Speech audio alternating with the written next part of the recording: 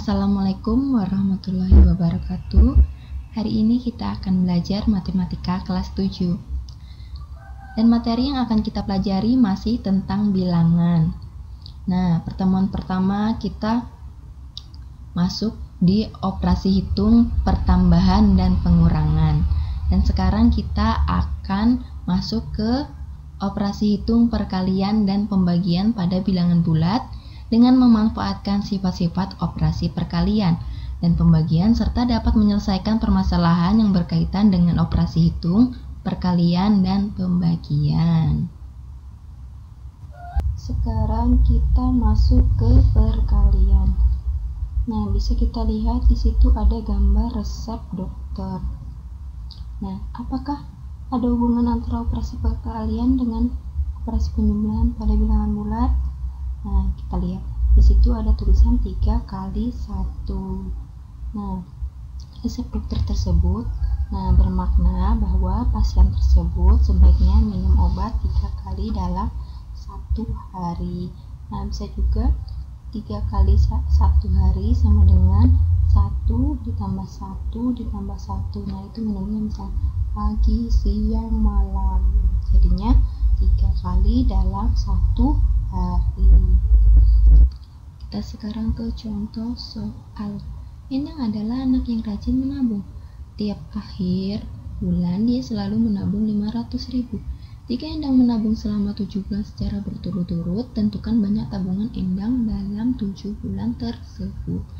Nah, dapat kita ketahui setiap bulan Endang menabung 500.000 selama 7 bulan.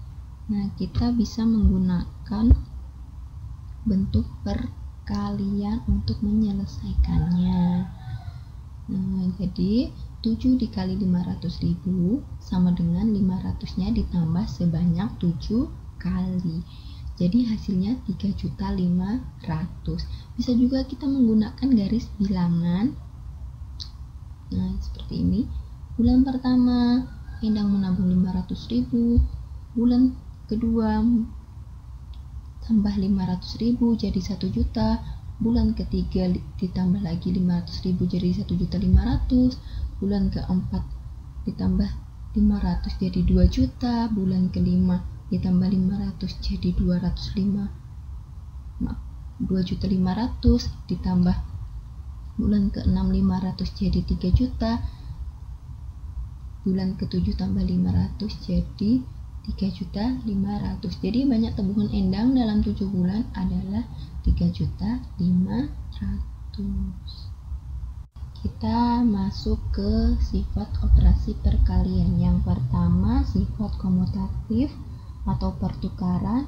Nah, meskipun tiap bilangan dipertukarkan, namun hasil perkaliannya selalu tetap. Nah, rumusnya A kali B sama dengan B kali A.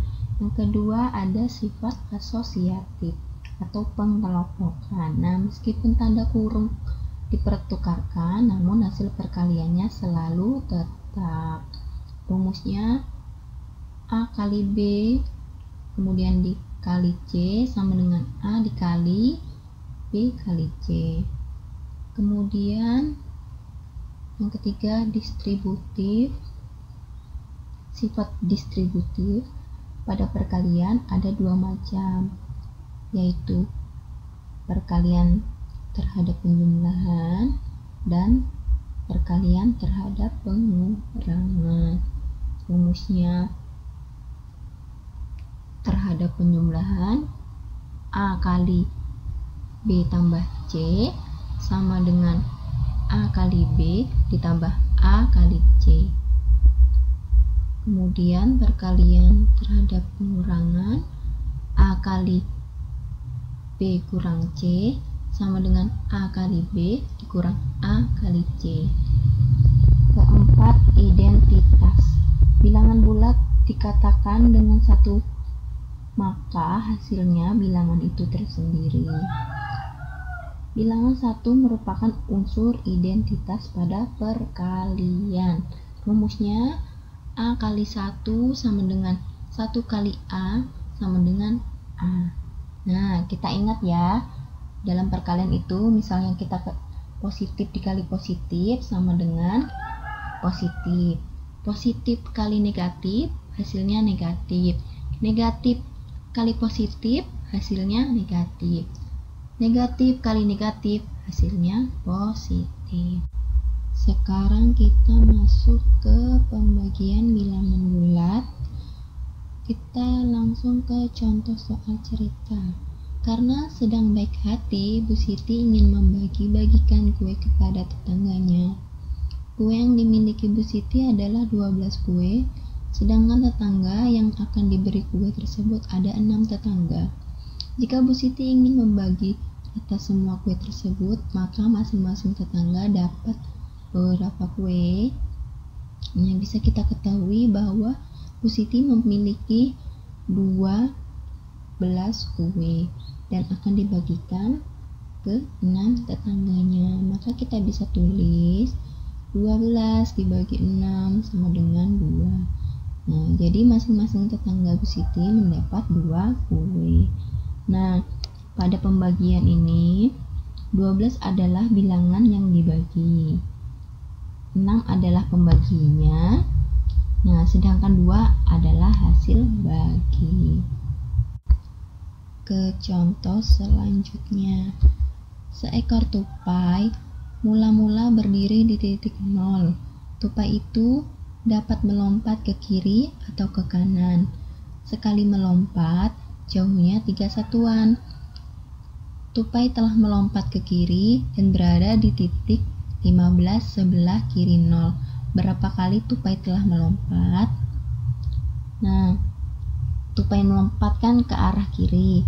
Nah, ke kiri itu berarti daerah bilangan negatif. Gerakan tupai bisa kita gambarkan menggunakan garis bilangan. Nah, awalnya tupai dari titik 0 dan akan melompat sejauh 3 satuan, berarti 0 ke 3 atau min 3, kemudian min 3 ke min 6, kemudian min 6 ke min 9, dari min 9 ke min 12, dari min 12 ke min 15. Berapa kali tupai melompat? 5 kali.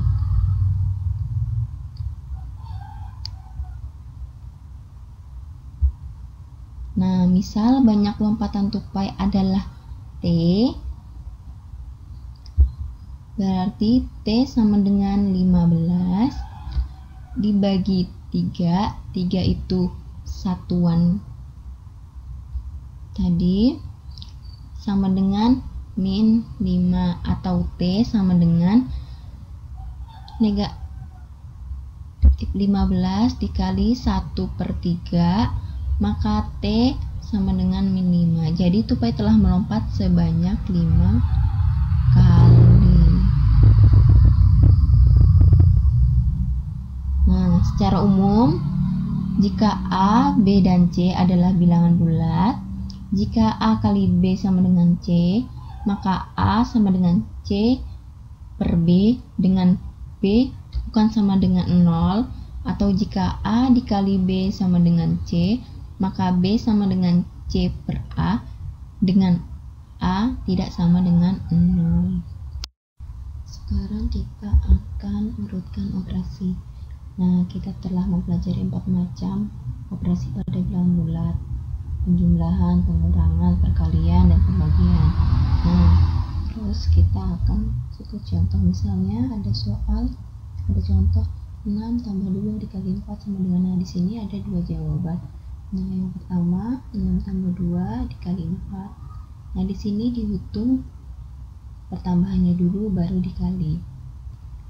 Jawaban yang kedua, situ 6 tambah 2 dikali 4 sama dengan, nah kalau di sini perkaliannya dulu dihitung baru penjumlahannya sama dengan itu. Nah, menurut kalian mana yang paling benar? Nah, pasti bingung kan? Nah, Jika tidak dibuat aturan dalam urutan operasi matematika, nah maka dalam perhitungan matematika akan menghasilkan beberapa kemungkinan jawaban yang berbeda. Nah, oleh karena itu, para matematikawan sepakat untuk membuat aturan tentang urutan operasi. Nah, yang pertama, hitung bentuk yang di dalam kurung. Nah, contohnya yang di dalam kurung 6 tambah 2 baru dikali 4. Nah, yang dihitung yang di dalam kurung. Yang dihitung berarti 6 tambah 2 baru dikalikan 4, hasilnya 32. Kemudian, hitung bentuk eksponen atau pangkat. Nah, contohnya negatif 4 ditambah 3 pangkat 2 sama dengan, nah, yang dihitung pangkatnya dulu. Negatif 4 ditambah 9 sama dengan 5. Kemudian perkalian dan pembagian secara berturut dari kiri ke kanan. Contohnya 2 tambah 3 dikali 4. Nah, yang dihitung perkaliannya terlebih dahulu. Jadi 2 ditambah 12 sama dengan 14. Jadi dihitung perkaliannya dulu baru penjumlahannya. Contoh kedua, 48 dibagi 2 dikali 3. Nah, yang dihitung pembagiannya dulu.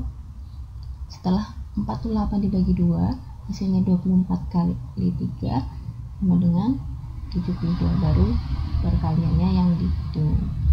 Kemudian contoh yang ketiga, 24 dikali 2 dibagi 8. Nah, yang kita hitung perkaliannya dulu baru pembagiannya. Berarti 24 dikali 2 sama dengan 48, baru dibagi 48 dibagi 8 sama dengan 6. Yang terakhir, penjumlahan dan pengurangan secara berurutan dari kiri ke kanan. Contoh 3 dikurang 2 ditambah 5 dikali 4. Nah, yang kita hitung perkaliannya terlebih dahulu. Jadi 3 dikurang 2 ditambah 20, terus kita kurangkan dulu. Jadi 1 tambah 20 sama dengan 21. Yang terakhir berarti penjumlahan, karena pengurangan berada di sebelah kiri. Contoh kedua, 3 tambah 4 dibagi 2 dikurang 5 dikali 4. Nah, ini yang kita hitung pembagiannya dan perkaliannya terlebih dahulu. Nah, terus kita dapatkan hasil 3 tambah 2 dikurang 20. Nah, kemudian kita hitung penjumlahannya dulu, baru kita hitung pengurangannya. Demikian pembelajaran kita pada hari ini, semoga dapat dipahami. Assalamualaikum warahmatullahi wabarakatuh.